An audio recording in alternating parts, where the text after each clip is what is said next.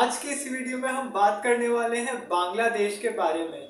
बांग्लादेश की पूर्व प्रधानमंत्री शेख हसीना के ऊपर आज एक बहुत बड़ा मुकदमा चालू हो गया है और बांग्लादेश की जो सरकार है अभी बांग्लादेश में मोहम्मद यूनिस की जो सरकार है उसने एकदम स्ट्रिक्टली बोल दिया है, इंडिया को भी रिक्वेस्ट भेजी है कि कुछ भी करके शेख हसीना को यहाँ पे भेजो बांग्लादेश में। क्यों? क्योंकि हम उनके ऊपर मुकदमा चलाना चाहते हैं। जो भी उन्होंने क्राइम किए हैं, वॉर क्राइम्स किए हैं बांग्लादेश के लोगों के साथ में, जो प्रोटेस्टर के साथ में हुआ है, जो कुछ भी हुआ है वो बिल्कुल भी सही नहीं है, ऐसा मोहम्मद यूनिस की सरकार का मानना है। तो इस तरीके से बांग्लादेश को में शेख हसीना के खिलाफ विरोध प्रदर्शन चल रहे हैं कि शेख हसीना को वापस लेके आया जाए कैसे भी करके। अब उसके बाद क्या हुआ, ट्राइब्यूनल कोर्ट में अभी इसके तहत मामला दर्ज भी किया गया, इसकी अपील भी की गई है। अब कोर्ट में अब सुनवाई होगी 16 जून को। अब 16 जून को एकदम स्ट्रिक्टली बोल दिया गया है कि बांग्लादेश में आपको पेश होना ही पड़ेगा।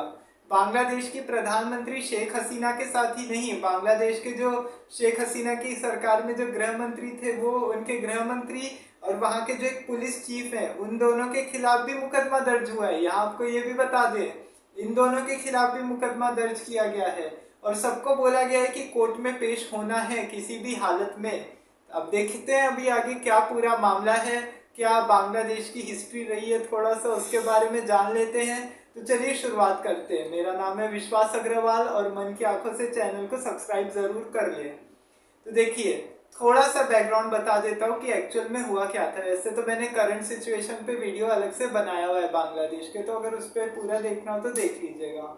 देखिए, 2-3 सालों से बांग्लादेश में शेख हसीना के खिलाफ प्रोटेस्ट चल रहे थे। शेख हसीना इस्तीफा दो, इस तरीके के नारे लगाए जा रहे थे। कई जगहों पे शेख हसीना से इस्तीफा मांगा जा रहा था। अब बांग्लादेश में क्या है ना, 2 पॉलिटिकल पार्टी रहती है, एक तो आवामी लीग है और एक बीएनपी है। आवामी लीग की जो लीडर है वो शेख हसीना है। आवामी लीग वही पार्टी है जिसको शेख मुजीबुर रहमान ने बनाया था। और ये जो बीएनपी है, बीएनपी तो खालिदा जिया की, जो जियाउर रहमान की वाइफ है खालिदा जिया, जियाउर रहमान वही थे जिन्होंने ये तख्ता पलट करवाया था बांग्लादेश में। अब सबसे बड़ा इसके खिलाफ काफी समय से प्रोटेस्ट चल रहा था। अब कई रिपोर्ट्स ऐसी बताती है कि शेख हसीना ने कहा था कि वो 2024 में कहीं है ना इलेक्शन नहीं लड़ेगी, लेकिन कुछ ऐसे लीडर्स थे उनके जो पीछे पड़ गए कि नहीं, आपको इलेक्शन लड़ना ही चाहिए, ऐसे आपके बिना इलेक्शन हो नहीं पाएंगे, देश में देश नहीं चल सकेगा, इस तरीके की बातें होने लग गई थी। लेकिन उसके बाद भी लोग मानने को तैयार नहीं थे, कैसे भी करके शेख हसीना को लड़ना पड़ा। अब लेकिन उसके बाद हुआ क्या, सबसे बड़ी चीज मैं आपको एक और बता दूं, वहां के जो राष्ट्रपिता है ना अभी, बंगबंधु शेख मुजीबुर रहमान, जिन्हें फादर ऑफ नेशन बोला जाता है, बांग्लादेश का जनक, इवन वहां पे बैंकों की जितनी भी वहां पे करेंसी है, जितने भी नोट्स हैं, सब जगह से शेख मुजीबुर रहमान का फोटो हटा दिया जा रहा है। शेख मुजीबुर रहमान की मूर्तियों तक को तोड़ दिया गया, उनके घर पे हमला कर दिया, रेसिडेंस पे। काफी कुछ हो रहा है उनके साथ में। सोचिए, जिस इंसान ने बांग्लादेश को बनाया वो आज उसी के ही नहीं हो पाए वहां के लोग, तो क्या ऐसे में फिर कोई देश चल पाएगा ऐसे में? अब देखिए, सबसे बड़ी बात क्या हुई यहाँ पे। अब क्या हुआ कि है ना, 2024 में शेख हसीना ने एक वो किया, क्या बोलते हैं, कोटा सिस्टम लागू करवाया एक कानून के तहत।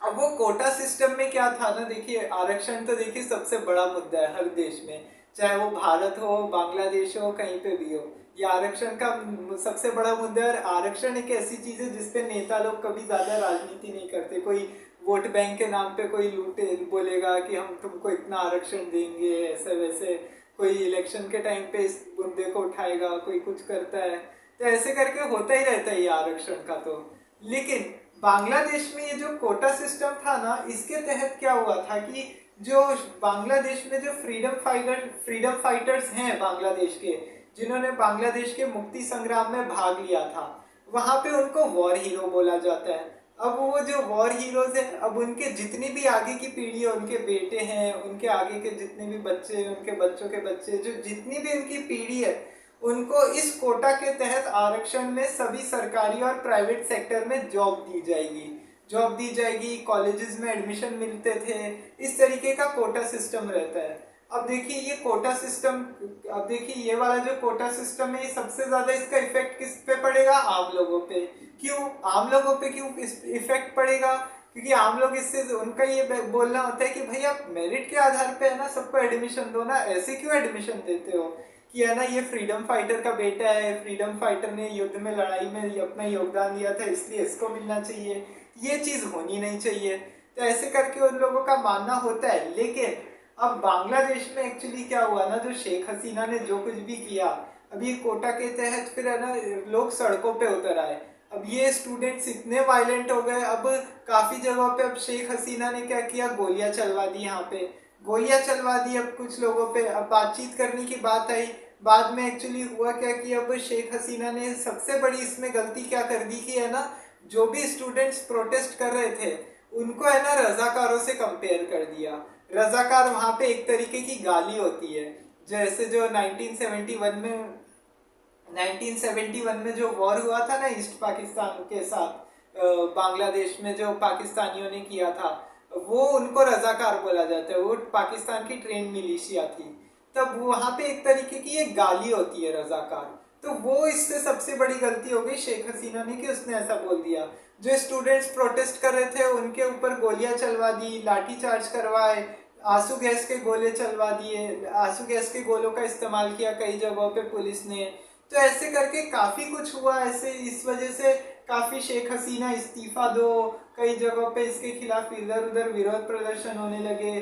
फिर बाद में शेख हसीना ने बोला भी कि बातचीत से मामले को सुलझाया जाए, लेकिन कोई मानने को तैयार नहीं, क्योंकि उनका ये कहना था कि जब आप पहले से अगर आप बोल रहे हो पहले की बातचीत करो, पहले तो आपने गोलियां चलवा दी, और अब ऐसे थोड़ी ना होता है कि आप शुरुआत में है ना हमारे ऊपर क्रैकडाउन करो, ब्रूटल क्रैकडाउन, और उसके बाद बोलो कि आओ बातचीत करें बैठ के, ऐसा नहीं चलेगा।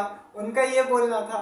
अब इस वजह से क्या हुआ, 5 अगस्त तक आते आते शुरुआत में कुछ दिन पहले शेख हसीना ने वहाँ पे बांग्लादेश की सप्लाई काट दी थी, इंटरनेट बंद कर दिया था, सब बंद कर दिया था। अब उसके बाद हुआ क्या कि जब सारी चीजें बंद कर दी गई तो पता ही था कि शेख हसीना को कि शायद उनके पास कुछ होना जाना है नहीं। अब स्थिति ऐसी हो गई 5 अगस्त को कि सारे जितने भी स्टूडेंट्स थे, जितने भी लोग थे, सब एकदम शेख हसीना के रेसिडेंस पे घुस गए, सबने लूटमार मचानी शुरू कर दी। वहां पे जो वहां का जो बांग्लादेश का आर्मी चीफ था वकारुज्जमान, उसने यहाँ तक बोल दिया कि देखो हम कुछ नहीं कर सकते, आपको बस इतने आपको अगर अपनी जान की परवाह है तो हम एक सेफ प्लेन दे देंगे, आप प्लेन से जहां जाना हो आपको चले जाओ। अब शेख हसीना की सबसे बड़ी बात है कि वो भारत आ गई उस समय, दिल्ली के गाजियाबाद के हिंडनबर्ग हाउस पे एयर बेस पे रुकी थी, वहां से फिर है ना ये दिल्ली में रहने आ गई थी। अब सोचिए शेख हसीना, वहां की आर्मी ऐसी है कि है ना वहां के एक प्रधानमंत्री को सिक्योरिटी नहीं दे सकती। शेख हसीना वो तो शुक्र हुआ कि है ना शेख हसीना वहां से निकल गई आधी घंटा पहले ही, वरना अगर जरा सा भी अगर शेख हसीना लेट कर देती तो पता नहीं उनके साथ क्या हो सकता था, कोई उल्टा सीधा कुछ कर सकता था, कोई ज्यादती कर सकता था, कुछ भी हो सकता था, इस बारे में कुछ नहीं बता सकते अपन। लेकिन जो उसके बाद हुआ एक्चुअली क्या हुआ, कोटा सिस्टम पे भी को भी है ना लेके ये इतना ज्यादा विरोध प्रदर्शन हो गया। अब उसके बाद हुआ क्या कि शेख हसीना तो आ गई दिल्ली की जैसे तैसे करके अपनी जान बचा के। अब उसके बाद हुआ क्या कि मोहम्मद यूनिस की सरकार हो गई। मोहम्मद यूनिस की सरकार भी किस लिए बनी थी कि मोहम्मद यूनिस को नोबेल प्राइज मिला हुआ है, वो पहले इकोनॉमिक एडवाइजर रह चुका है शेख हसीना की सरकार में। अब एक्चुअली अब देखिए मोहम्मद यूनिस को अब नोबेल प्राइज तो मिला हुआ है, वहाँ पे उन्होंने काफ़ी अच्छे रिफॉर्म्स के लिए सब कुछ करने के लिए किया, लेकिन आज बांग्लादेश की देखिए जिस प्रकार की स्थिति है उससे आज किसी को भी ऐसा नहीं लगता कि है ना बांग्लादेश में अलग ही माहौल चल रहा है, वो तो पूरा पाकिस्तान से भी गया गुजरा है, एंटी इंडिया सेंटिमेंट्स चलते रहते हैं। मोहम्मद यूनिस हर बार चीन जाता रहता है और चीन में जाके भारत के खिलाफ उल्टी सीधी बातें उगलता रहता है, चाइना को बोलता रहता है अरुणाचल प्रदेश तिब्बत सब तुम्हारा कब्जा कर लेना चाहिए, भारत के लोग ऐसे ही बोलते हैं। सोचिए भारत ने ही बांग्लादेश के लोगों को आज़ादी दिलवाई थी 1971 में, अगर भारत नहीं करता इसमें हस्तक्षेप तो बांग्लादेश को आज़ादी नहीं मिल पाती। और भारत ने फिर भारत को तो क्या ही था, वहाँ पे इतना बड़ा नरसंहार हो रहा था, इतने लोगों का बलात्कार हो रहा था, इतना कुछ हो रहा था, होता रहता, फिर इंडिया को क्या पड़ी थी उसमें। लेकिन इंडिया ने हेल्प की मानवता के चलते। लेकिन सबसे बड़ी बात यह है कि आज काफी कुछ हो रहा है। अभी मोहम्मद यूनिस, अभी सबसे बड़ी बात है कि यहाँ पे अभी शेख हसीना ने के खिलाफ अभी कानून में अभी एकदम बोल दिया गया कि शेख हसीना को तो कोर्ट में पेश होना ही पड़ेगा। तो देखिए पूरा मामला क्या है वॉर क्राइम का। देखिए सबसे बड़ी पहली चीज है, यहाँ तक मैं ये भी बता दूं इसमें कि जो यूएन है, यूनाइटेड नेशन ने भी इसमें बांग्लादेश का सपोर्ट किया। उन्होंने भी बोला है कि हाँ जो भी कुछ हुआ है एकदम सही हुआ है, शेख हसीना पे प्रॉपर इन्वेस्टिगेशन होनी चाहिए, इस पे पूरा मुकदमा चलना चाहिए और एकदम सख्त से सख्त सजा दी जानी चाहिए। यूनाइटेड नेशन का भी यही कहना है ऐसे में। अब देखिए यूनाइटेड नेशन ने बोला है प्रॉपर इन्वेस्टिगेशन हो, काफी कुछ होना चाहिए, ये सारी बात हुई है। लेकिन अब उसके बाद क्या हुआ कि देखिए सबसे पहली चीज क्या हुई है कि जो वॉर क्राइम्स है, वॉर क्राइम का सबसे बड़ा आरोप लगा है इनके ऊपर। वॉर क्राइम का क्या आरोप लगा है कि इन्होंने जो अभी बांग्लादेश में जितने भी लोग प्रोटेस्ट कर रहे थे, जो स्टूडेंट्स थे जो आरक्षण के खिलाफ आवाज उठा रहे थे, सब कर रहे थे, तो उनके खिलाफ सबसे पहले जो शेख हसीना ने ब्रूटल क्रैकडाउन किया है, जिसमें 10,000 से ज्यादा 1400 से ज्यादा प्रोटेस्टर्स की जान गई है, 1400 से ज्यादा लोग मारे गए हैं, 1000 से ज्यादा लोग इंजर्ड हुए हैं। ऐसे करके ये सबसे बड़ा मुकदमा दर्ज हुआ है। दूसरा एक और मुकदमा, सबसे बड़ा जो मुकदमा है वो क्या दर्ज हुआ है कि जो शेख हसीना की जो पार्टी है आवामी लीग, इसने क्या किया था कि है ना इलेक्शन को ही बैन कर दिया था। जो दूसरी पार्टी है ये जमाते इस्लाम, ये सब को बैन कर दिया गया। जमाते इस्लाम या आवामी लीग के बाद जो खालिदा जिया, जो यूनिस की जो खालिदा जिया की जो पार्टी आवामी लीग, इस पे बैन लगा दिया, इसको लेके क्रैकडाउन की बोला गया है। तीसरा सबसे बड़ा चार्ज लगाया गया उनके ऊपर करप्शन का सबसे बड़ा चार्ज लगाया गया है कि शेख हसीना की सरकार में जितने भी मंत्री है अलग अलग उन्होंने भ्रष्टाचार किया है, पैसों को लेके काफी कुछ हुआ है, इस वजह से करप्शन का चार्ज है। फिर उसके बाद अलग अलग घोटालों पे बोला गया है कि है ना चौथा सबसे बड़े की घोटालों के बारे में बताया गया कि हसीना की सरकार जब थी तो बांग्लादेश में अलग अलग स्कैम सामने निकल कर आए हैं, तो सबकी जांच होनी चाहिए। फिर इस तरह से क्या हुआ कि फिर उसके बाद एक और जांच निकली कि जिसमें बोला गया कि शेख हसीना ने पॉलिटिकल पार्टीज बैन कर दी थी, विपक्षी नेताओं को जेल में डाल दिया था, अपोजिशंस को, कोई उनके खिलाफ आवाज उठा रहा था तो उस पर भी मुकदमा चलना चाहिए। ऐसे करके अलग अलग केसेस दर्ज किए गए हैं अभी तक शेख हसीना पे। और जो भी ये बांग्लादेश का ट्राइब्यूनल कोर्ट है, ट्राइब्यूनल कोर्ट ये जो बांग्लादेश में सबसे बड़ा कानून है, एक्चुअली क्या हुआ देखिए, साल 1971 में जब बांग्लादेश आज़ाद हुआ तो उसके बाद हुआ क्या कि जब वहाँ पे शेख मुजीबुर रहमान वहाँ के राष्ट्रपति बन गए, वहाँ पे उनको बंगबंधु बोला जाता है ना।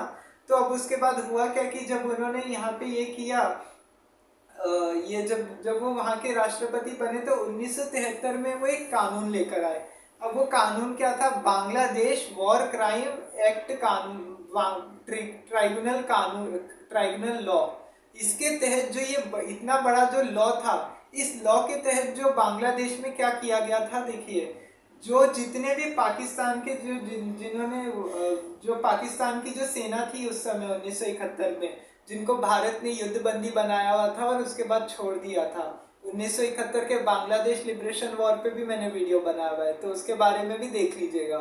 तो फिर उसके बाद क्या हुआ, ये जो लॉ आया था ना, इसके तहत क्या हुआ था कि है ना उसमें ये हुआ था कि जो जितने भी पाकिस्तानी सोल्जर्स थे जिन्होंने ये सब वॉर क्राइम किए थे, जेनोसाइड किया था, उनको बांग्लादेश बुलाया जाएगा और बांग्लादेश में उनके को कोर्ट में पेश किया जाएगा और कोर्ट में इसके लिए सुनवाई होगी और उसके बाद कोर्ट में इनको पेश होगा और इनको इनके खिलाफ मुकदमा चलाया जाएगा और इनको वापस से बांग्लादेश में ही सजा दी जाएगी।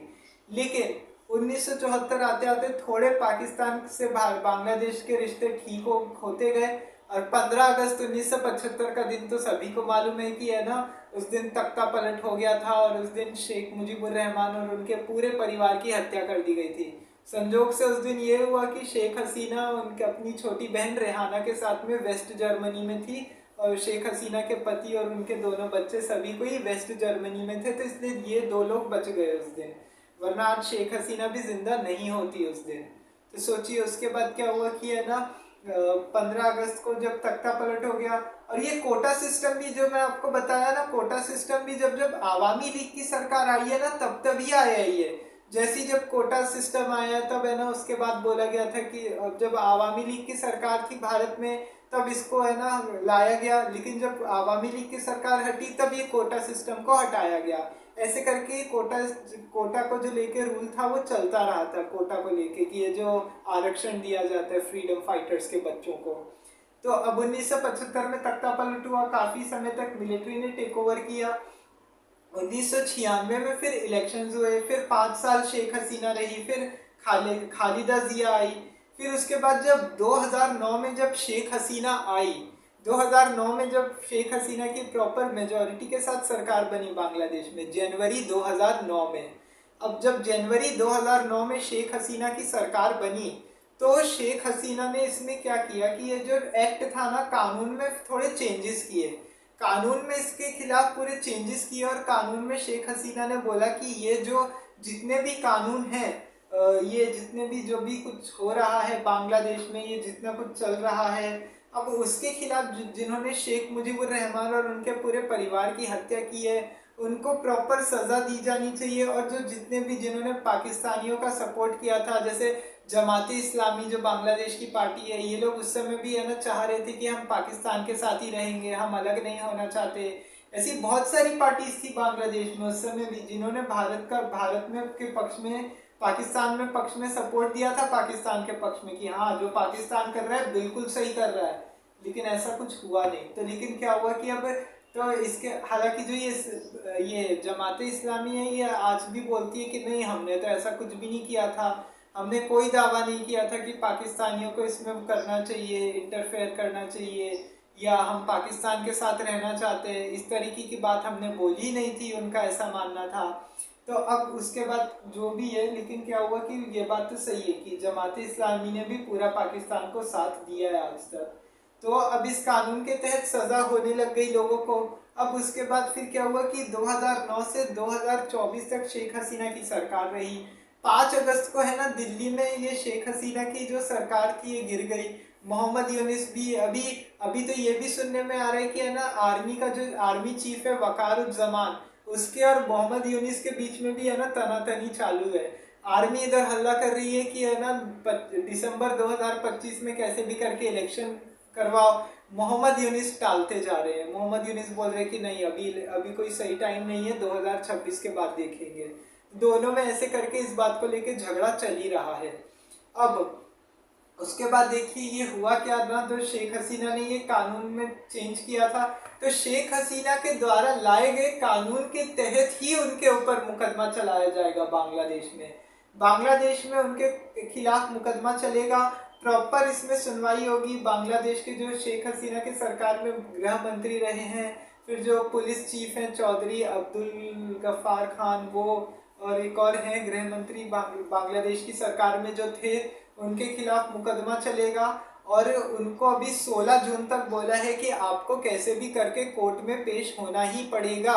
यूनाइटेड नेशन ने भी इसको प्रॉपर सपोर्ट दिया है बांग्लादेश की आर्मी को, मिलिट्री को, कि हाँ जो भी आप मुकदमा चला रहे शेख हसीना के ऊपर एकदम सही मुकदमा चल रहा है। लेकिन इसके खिलाफ भी बांग्लादेश में लोग प्रोटेस्ट कर रहे हैं। और भारत को भी है ना भारत को भी बांग्लादेश ने रिक्वेस्ट भेजा है कि आप शेख हसीना को जल्दी से जल्दी इधर भेजो। खैर शेख हसीना का तो देखिए मुझे तो नहीं लगता ऐसा कि है ना कि भारत अब भेजेगा। क्यों? क्योंकि शेख हसीना पे जब भी है ना ऐसा कोई संकट आया है, दिक्कत हुई है, शेख हसीना को हर बार इंडिया ने सपोर्ट किया है। कैसे? अब जब 1975 में तख्ता पलट हुआ था, जब उनके पूरे परिवार का कत्ल कर दिया गया, तो शेख हसीना वेस्ट जर्मनी में थी। भारत में उस समय इंदिरा गांधी प्रधानमंत्री थी। रॉ और इंदिरा गांधी दोनों ने मिलकर शेख हसीना को घर पे इंडिया बुला लिया था और उनकी काफ़ी सुरक्षा की थी, सुरक्षित उनका ध्यान रखा था पूरा। 6 साल वो यहाँ पे रही थी उनके पति के साथ एक जगह पे। अब उनको एकदम उनकी सिक्योरिटी बढ़ा दी गई थी, उनको घर से नहीं निकलने देना, ऐसे करके देखिए उनके खिलाफ काफ़ी खतरा था। तो फिर जब मोरारजी देसाई आए तो मोरारजी देसाई ने थोड़ा वो किया, सिक्योरिटी में चूक हुई उनके, क्योंकि मोरारजी देसाई रॉ वगैरह में से इंटरेस्टेड नहीं थे, रॉ इन सब में ज़्यादा इंटरेस्ट लेते नहीं थे। तो मोरारजी देसाई थोड़ा इन सब में लेते नहीं थे। लेकिन 1981 में ये बांग्लादेश गई और अभी भी है ना शेख हसीना 2024 में भारत आई है। भारत में ही इनके खिलाफ मुकदमा चल रहा है बांग्लादेश में। तो भारत ने अभी तक तो देखिए हाल फिलहाल कोई रिस्पॉन्स नहीं दिया है बांग्लादेश को, और बांग्लादेश का तो मेरे को भी नहीं लगता कि है ना कोई रिस्पॉन्स देगा। खैर जो भी आगे जैसा भी अपडेट होगा बता दूंगा अगली वीडियो में। तो आज के अब देखना होगा कि है ना 16 जून को अब क्या पता क्या डिसीजन होता है। कोर्ट में सुनवाई होती है तो शेख हसीना पेश होती है कि नहीं कोर्ट में, भारत भेज पाता है कि नहीं भेज पाता है। तो क्योंकि बांग्लादेश में जो कट्टर इस्लामी थे जिन्होंने भारत के खिलाफ आवाज़ें उठाई थी, जो एंटी इंडिया सेंटिमेंट्स बोलते थे, शेख हसीना ने उनके खिलाफ भी सख्त कार्रवाई की है। तो इसलिए भारत के लिए तो ये सिक्योरिटी चैलेंज रहा हुआ है। तो इसलिए भारत का ऐसा भी नहीं लगता कि है ना शेख हसीना को वो सपोर्ट करेगा, मतलब वो बांग्लादेश की इस रिक्वेस्ट को मानेगा और शेख हसीना को भेज देगा। हो सकता है भारत भेज भी दे शेख हसीना को, लेकिन थोड़ा उम्मीद तो मेरे को कम लगती है अपने हिसाब से अगर मैं बताऊँ तो जैसा भी अपडेट होगा, अभी 16 जून को सुनवाई होगी कोर्ट में, अब देखना पड़ेगा। अब जैसा भी अपडेट होगा आगे अगली वीडियो में जैसा भी आएगा तब तक बता दूंगा उसके बाद। तो आज की इस वीडियो में इतना ही, कल अगले वीडियो में मिलेंगे। तब तक के लिए जय हिंद, जय भारत। चैनल को सब्सक्राइब जरूर कर दे और वीडियो को आखिरी तक देखें, और वीडियो को लाइक एंड शेयर करना न भूलें।